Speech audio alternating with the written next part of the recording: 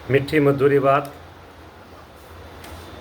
ભાગ આવ્યા 163 તારીખ 28/5/2026 વચનામું ચાલે છે ગઢડા મધ્યનું 62 એમાં 3 અંગની વાત કરી. જીવનું કલ્યાણ થતું નથી. એ 3 અંગ વિના કોઈ રીતે કરીને જીવનું કલ્યાણ થતું નથી. બોલો. અને અમે તો 3 અંગને દ્રઢ કરી રાખીએ છીએ. અને એ 3 અંગમાંથી જેને એકેય અંગ દ્રઢપણે હોય તો તે કૃતાર્થ થાય. 3માંથી એક હોય ને તે કૃતાર્થ પામી ગયો.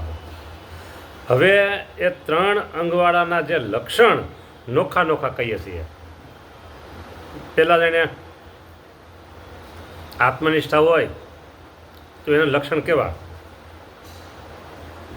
એક કોરે તો આત્મા છે, અને એક કોરે તો દેહ, ઇન્દ્રિયો, અંતઃકરણ, 3 ગુણ, પંચ વિષય, એ આદિ જે માયાનું ટોળું.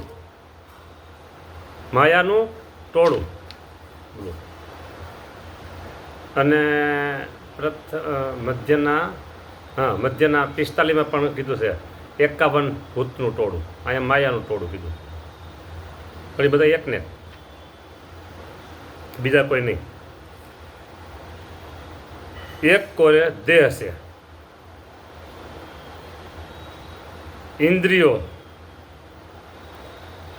10 અથવા 5 જે કયો છે 10 કીધું ને, અંતઃકરણ 4, 3 ગુણ, 5 વિષય, એ આદિક. એટલે હવે 45માં છે ને, મધ્યના 45માં 51નું ટોળું એ લઈ લેવાનું આદિકમાં. જે માયાનું ટોળું તે છે. અને એમ બેના મધ્યને વિશે જે વિચાર રહે તે વિચાર જ્ઞાન સ્વરૂપી છે. બેની મધ્ય આત્મા અને આ દેહ, એ બેની મધ્ય જે વિચાર રહે છે ને એ જ્ઞાન સ્વરૂપી છે, જાણે છે. તે વિચાર જેમ વાયુએ રહિત સ્થળને વિશે દીપકની શિખા અતિશય સ્થિર થઈને રહે છે તેમ સ્થિર થઈને રહે છે. એમ વિચાર્ય છે. વાયુએ રહિત દીપકની શિખા, દીવો બળતો એકદમ આમ સીધી દીપકની જ્યોત જળતી હોય, પવન હોય તો આમ થાય, આમ સ્થિર થઈને રહે છે. તેમ સ્થિર થઈને રહે છે તે વિચાર દેહ, ઇન્દ્રિયો અને અંતઃકરણ એમને આત્મા સંગાતે એક થવા દેતો નથી. વિચાર કરો તો ખબર પડે. દરેક વસ્તુમાં વિચાર કરે તો ખબર પડે. એક થવા દેતો નથી. અને જ્યારે તે વિચારને જીવ પામે છે ત્યારે તે જીવની વૃત્તિ કાશી સુધી લાંબી હોય, સમજો ને, હોય તે વડતાળ જેટલામાં આવે છે. અને પછી તે વિચાર જ્યારે દ્રઢ થાય ત્યારે વડતાળ થકી આ ગઢડા જેટલામાં આવે છે. ને પછી આ ગઢડા જેટલે લાંબી વૃત્તિ હોય તે સંકેલાઈને પોતાના દેહ જેટલામાં રહે છે. અને પછી દેહમાંથી વૃત્તિ ટૂંકી થઈ ઇન્દ્રિયોના ગોલોકમાં જ રહે છે. જો કાશી, પછી ત્યાંથી આવી વડતાળ જેટલામાં, ત્યાંથી આવી ગઢડા જેટલામાં, ત્યાંથી આવી પોતા સંકેલાય વૃત્તિ આવી ગઢડાથી જેટલે પેલા આવી તે સંકેલાય પોતાના દેહ જેટલામાં રહે છે. અને ત્યાંથી પછી દેહમાંથી ટૂંકી થઈ અને ઇન્દ્રિયોના ગોલોકમાં જ રહે છે. ને પછી ઇન્દ્રિયોના ગોલોક થકી ઇન્દ્રિયોની વૃત્તિ છે તે અંતઃકરણ સન્મુખ થઈ જાય છે. ને પછી ઇન્દ્રિયોની અંતઃકરણની જે વૃત્તિ તે આત્માના વિશે લીન થાય છે. હવે છેલ્લે હવે આત્માના વિશે લીન થાય છે એનો ભાવ એવો છે,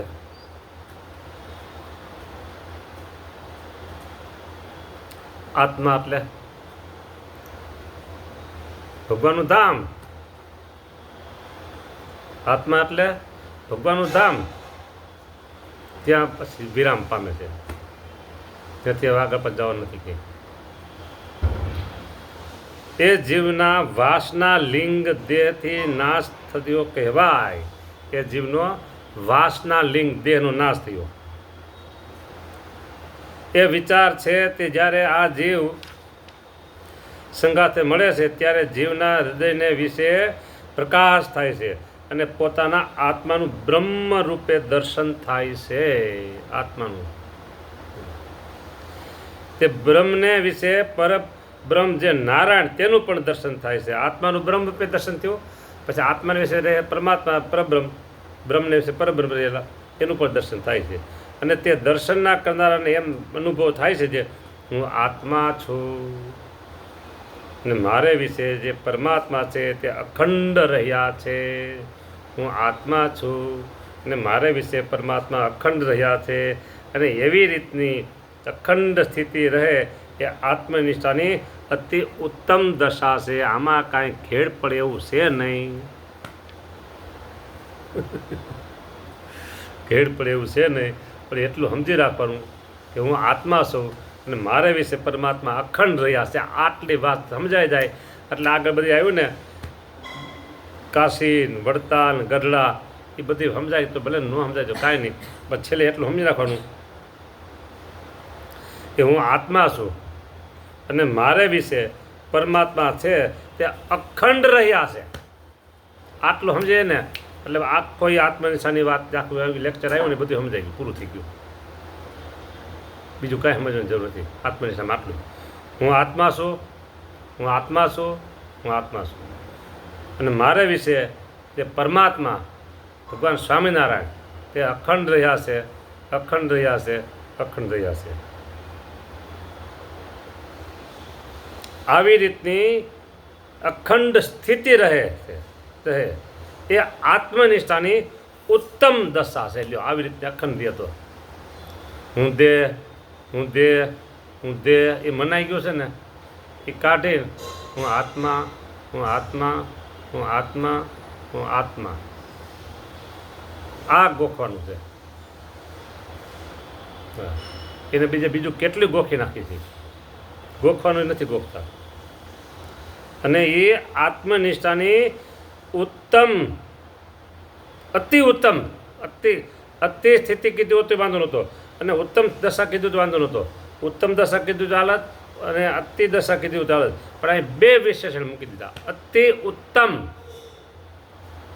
ટોપ 10માં 1. હલો, હવે આવે છે પતિવ્રતાની ભક્તિ. અને પતિવ્રતાનું જે અંગ છે તે તો વ્રજની ગોપીઓના જેવું જોઈએ. વ્રજની ગોપીઓના જેવું જોઈએ. કેવી રીતે જો સાંભળો. પતિવ્રતાને પિયુષ સંગ પ્રીતિ.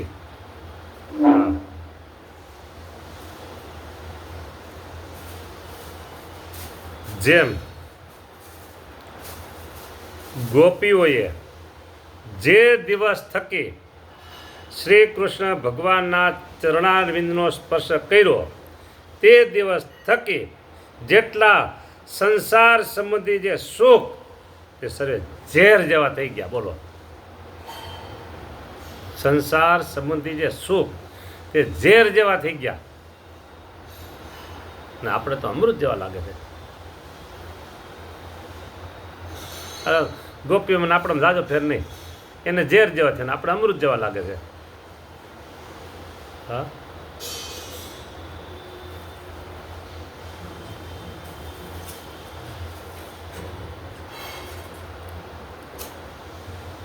જ્યાં લગી પીયુડો હસી ન બોલાવે આભૂષણ સર્વે ડેરો. આ પતિવ્રતાની વાત. જ્યાં સુધી પીયુડો હસી ન બોલાવે આભૂષણ સર્વે ડેરો. તો ડેરો શું હોય છે એ ગામડાના લોકોને ખબર હોય, શહેરના લોકોને ડેરાની ખબર પડે કે ન પડે કંઈ નક્કી નહીં. કહી દઉં, ગાય અને ભેંસ એને છૂટા મૂક્યા હોય અને દોડીને ક્યાંક ભાગી જતા હોય, એટલે ભાગી ન જાય એને દોડવામાં ડિસ્ટર્બ થાય એટલે ઘરના માલિકો એના હાથમાં આવી જાય એટલે હમણાં ક્યાં ગયો તે નથી નહીં કે બતાવી દઉં છું પ્રેક્ટિકલ કરીને. હા રે, આ એક લાકડું છે, સમજી લ્યો, ગોળ લાકડું. અને આ લાકડાના કે દોરી બાંધી છે. એ દોરી ગાય ભેંસને ગળા દોરી બાંધ્યો ને આમ. આ ડેરો છે ને લાકડું, એ આગળના પગમાં આમથી આમ આમથી આમ ભટકાય. આમથી આમથી ભટકાય હાલવામાં. એટલે સ્પીડ ન પકડે હાલવામાં. ભાગી ન જાય પછી કે એને હાલવામાં બહુ તકલીફ પડે. એ ડેરો બરાબર. એમ આપણે જે ગળામાં આભૂષણ પહેરી છે ને એ ડેરો. પણ આભૂષણ ક્યાં? અહીંયા કીર્તનમાં એમ કીધું કે જ્યાં લગી પિયુડો હસી ન બોલાવે, આભૂષણ સર્વે ડેરો. પિયુડો એટલે આપણા પતિ. આપણા આભૂષણ ક્યાં છે? જપ, તપ, વ્રત, તીર્થયાત્રા, શાસ્ત્ર પઠન, જે સાધન કરે છે ને એ બધા આપણા આભૂષણ છે. એ સાધન કરવા છતાં ભગવાન જો રાજી ન થાય તો આભૂષણ એ બધા એ સાધન બધા ડેરા સમાન છે. લ્યો, એ સાધન બધા ડેરો છે. ડેરો ગાય ભેંસને સ્પીડ ન પકડો દે હાલવામાં. એમ આ છે ને બધા અહંકાર ઊભો કરે. આટલા મેં વ્રત કર્યા, આટલા મેં તપ કર્યા, આટલા મેં જપ કર્યા, આટલા મેં આ કર્યા, આટલા મેં અનુસરણ કર્યા, આટલા મેં પદયાત્રા કરી, આટલું મેં આ કર્યું, આટલું મેં આ કર્યું, આ મેં કર્યું. એ બધો ડેરો છે. લ્યો, હવે આ વાત કોને સમજાય? સમજાવી નથી કોઈને. ડેરો છે એ વાત સાચી છે. એનો ભાર નહીં. આ જે કાંઈ સાધન કરીએ એ સાધનનો ભાર નહીં. ભાર એટલે નહીં, પ્રશંસા નહીં. પ્રશંસા એટલે મેં આટલું કર્યું. હા, એવો જે શબ્દ નીકળે એ બધું ભાર છે અને અહંકાર છે. સારું, રાજી રહેજો. જય સ્વામિનારાયણ.